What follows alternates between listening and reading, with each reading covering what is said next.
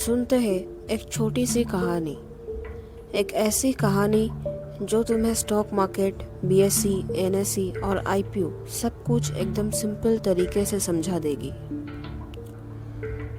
सोचो एक शहर है, नाम है बिजनेस बाजार। ये शहर थोड़ा अलग है। यहाँ ना सब्जी बिकती है ना कपड़े।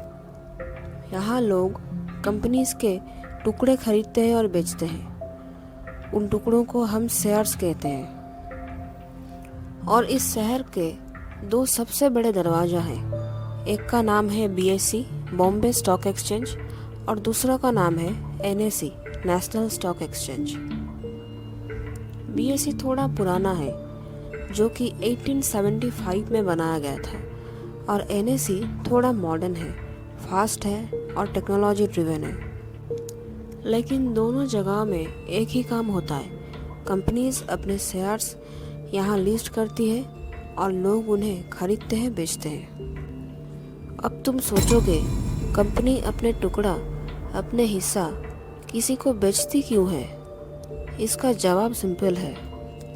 मान लो एक कंपनी है जोमेटो को अपने बिजनेस एक्सपांड करना है। नए ऑफिसेस, नए डिलीवरी सेंटर्स खोलना है, लेकिन पैसा कम है। वो बैंक से लोन भी ले सकता था, लेकिन जोमेटो ने सोचा पब्लिक से पैसा उठाते हैं। मगर कैसे? अपने बिजनेस के छोटे छोटे टुकड़े यानी शेयर्स बना के। और जब कोई कंपनी पहली बार अपने शेयर्स को मार्केट में ऑफर करती है, उस प्रोसेस को हम आईपीओ कहते हैं, इनिशियल पब्लिक ऑफरिंग। आईपीओ के जरिए तुम जैसे लोग कंपनी के शेयर्स खरीदते हो और तुम बन जाते हो उस बिजनेस का छोटे से मालिक। इस प्रोसेस से जोमेटो को मिलेगा पैसा, तुम्हारे पास होगा ओनरशिप का एक छोटा सा टुकड़ा। ये होता है प्राइमरी मार्केट, और कहानी शुरू होती है यहीं से। अब आता है सेकेंडरी मार्केट। सेकेंडरी मार्केट का मतलब है अब तुम्हारे और मेरे जैसे लोग आपस में शेयर्स खरीदते हैं और बेचते हैं।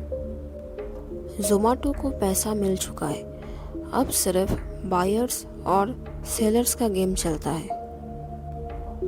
तुमने जोमेटो का शेयर्स 100 रुपए में खरीदा, कोई और तुमसे 120 में खरीदना चाहता है तो तुम उसे बेच सकते हो। ये सारा काम होता है बीएसई और एनएसई पे। और यहाँ काम आता है ग्रो, जीरोधा, ऑप्स्टक जैसी सॉफ्टवेयर का।